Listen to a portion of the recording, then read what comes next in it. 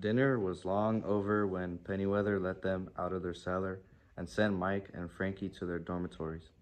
Most of the boys on Mike's floor were huddled around the radio, listening to Buck Rogers in the 25th century. They must have behaved at dinner for Mrs. Godfrey to give them the privilege. Mike flopped out of his cot. Mouse, who was reading the funnies in a week's old newspaper, sat up, pulled two apples out and a hunk of bread from behind his pillow, and held them out. You only missed cream chicken, otherwise known as Mr. Gravy. I smuggled Frankie some food with his buddies. The little lads thought it was most important mission of their lives. Hey, thanks, said Mike, taking the food and biting into an apple. Mouse was almost 16 and one of the oldest at Bishop's.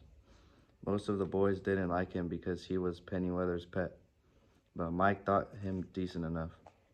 His name was Stephen. No one ever called him that. With his milky skin, pale eyes, and white hair buzzed so close to his head that pink scalp showed through. Mouse couldn't complain one bit about his nickname. Danny Moriarty was in the nurse office next to visitation room today, said Mouse. He heard what happened. You really punch a guy? And did Frankie bite him and draw blood? Mike nodded. My punch was more of a push, but Frankie left a set of teeth marks. Heard Pennyweather's going to put you out to hire. I'm not even close to 14, said Mike. Mouse shrugged. Wise up, Bishop. Bishop's work is work mill. You ain't been around this time of year before, but you'll see. Farmers are here first thing every morning, taking us older boys for day's work. If their farm is far away, they'll take us for weeks, then bring us back when the plowing or picking or stacking is finished. Our measly stipend goes to Perryweather's for clothes and school supplies. You see any clothes or school supplies? Well, someone doesn't tell. Ain't no one tell, said Mouse. Old man Bishop owns this place but lives in the city. Heard the cooks talking about how Pennyweather only had to deliver a certain amount of money to him each month to keep him happy. She pockets the rest. None of them dare say a word with so many of their husbands skinned and out of work. Can't afford to lose their jobs. Did Pennyweather really say she's getting rid of all the lowers and filling Bishops with Hathaway boys? Mike nodded. Uppers bring in the money, lowers take up space. She's all business. Mouse chewed on his lip and nodded. That's going to make things difficult for me. I won't be one of the oldest anymore. Might be time. Mike frowned. I thought you had it good. Aren't you Pennyweathers? He caught himself and closed his mouth.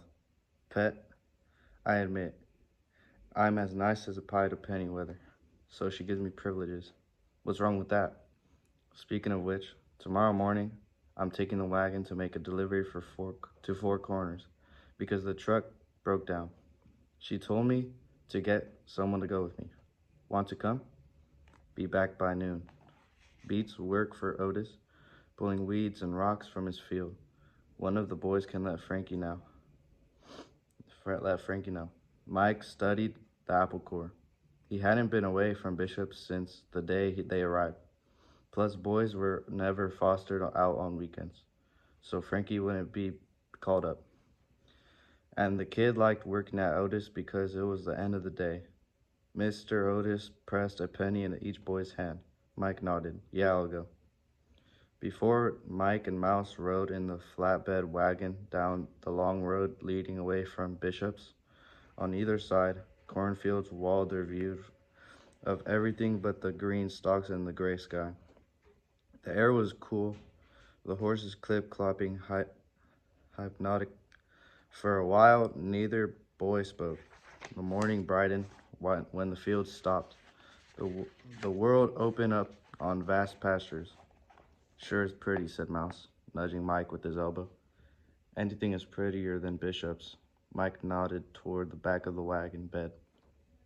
He and Mouse carefully stacked a dozen boxes on top of an old quilt to pad the ride. What's inside anyway? Supposed to be a secret, but one time I came down to the cellar before Pennyweather had finished packing. The cupboards were filled with were open and filled to choking with canned peach, plums, jams, you name it.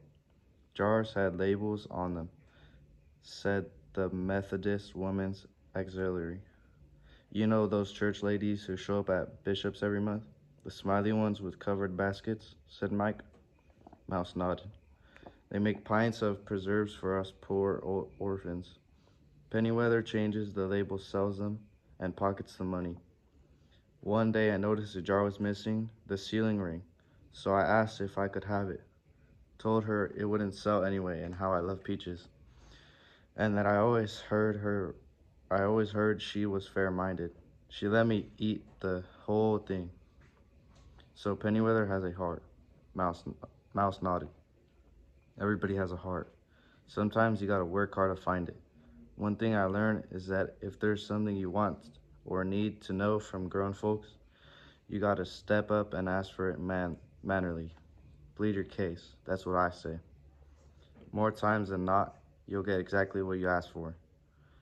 And know the saying, you catch more flies with honey than with vinegar.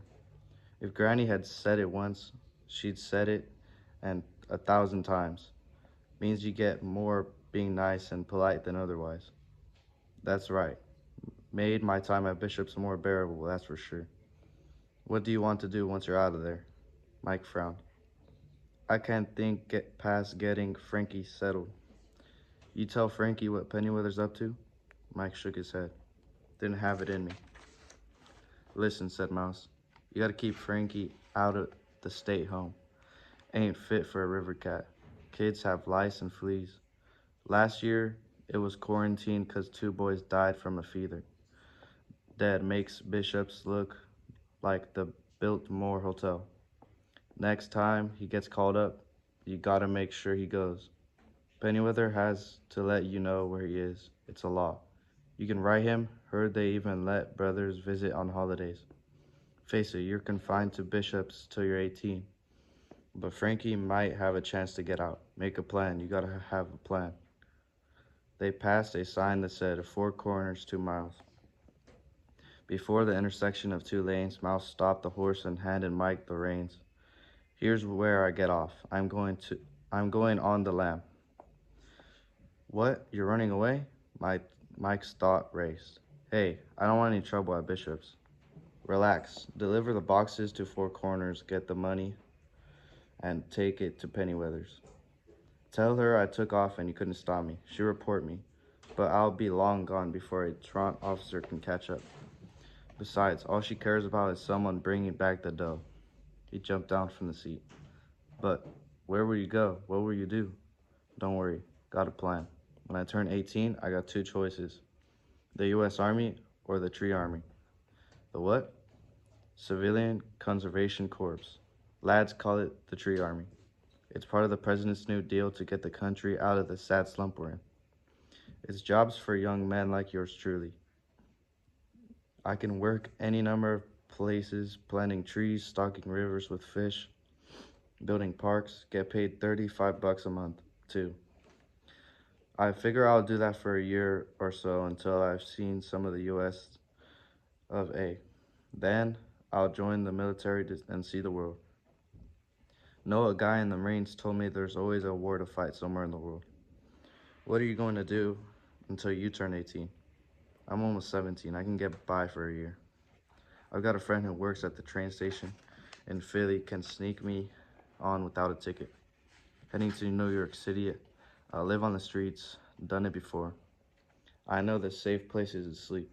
The soup kitchens even know how to sneak you into Yankee games and theaters. Mouse grinned. Mike felt a tug on his heart. New York City. That's supposed to be his plan too. His and Frankie's. Mouse climbed into the wagon bed and moved the boxes aside until he pulled the quilt from beneath them. He folded it like a jelly roll, tucked it under his arm, and jumped down.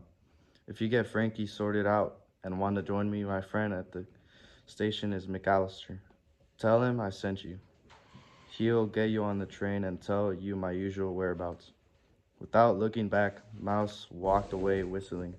Mike sat on the wagon whistling.